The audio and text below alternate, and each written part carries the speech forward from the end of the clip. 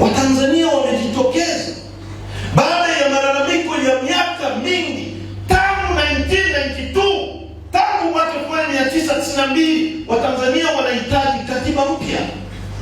Mwaka 1992, wangapi mmezaliwa mwaka 1992? 92 nyosha mkono. 93, 94, 95, 2000.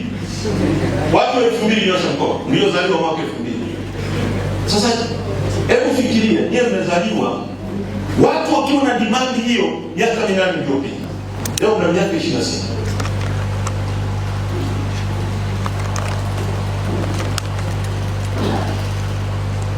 Imefika sehemu watu wamesema hatutakwenda kupiga kura.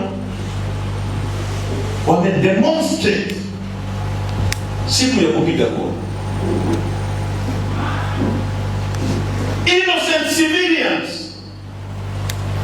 ambao katiba inasema ibara ya 8 wananchi ndio msingi wa mamlaka na madaraka yote ya nchi hii, wameandamana kusema haturidhishwi na namna mnavyojichukulia madaraka. Tunahitaji haki ya kuchagua. Tunahitaji kura yangu na kwenda kupanga foleni ihesabike, iamue nani na kwa diwani wangu ili wajibike kwangu. Nahitaji na kwenda kupanga foleni kupiga kura mwenyekiti wa mtaa, kura yangu iwe na maana. Nahitaji napochagua rais, kura yangu ihesabike. Wamejibiwa kwa sasa. Maelfu ya watu wameuawa. CNN imesema zaidi ya watu 2000. Wameonyesha halaiki ya watu. BBC imesema, Al Jazeera imesema. Mimi nilikuwa gerezani, nilikuwa mahabusu siku 21 kabla ya uchaguzi. Nikapewa kesi ya ugaidi.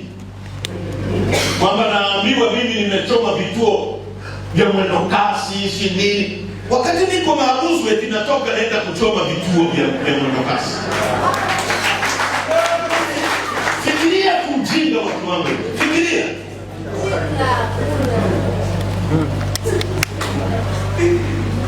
Watu wameuawa. Naambiwa kuna watoto wamekutwa wanaangalia mpira hapa Mwanza, Mji Mwema. Wameambiwa walale chini. Watu 16 wamepigwa risasi wakiwa wamelala chini. Alafu mtu anakuambia huu utawala utasimama huu. Tawala umefikirika. Wameua watoto ambao innocent civilians. Hata majeshi yanayopigana vita. If a person surrenders, huwezi kumshuti. Unashuti mtu ambaye unaamini anakuja kwako. Wamepiga mama mjamzito Arusha, anakimbia, anawapa mgongo, wamepiga risasi wanamuua. Alafu Chande anakuja anaandika maneno ya kijinga kabisa. Alafu anatutisha kwamba tusiyaseme. Sisi tumekataa, tutayazungumza.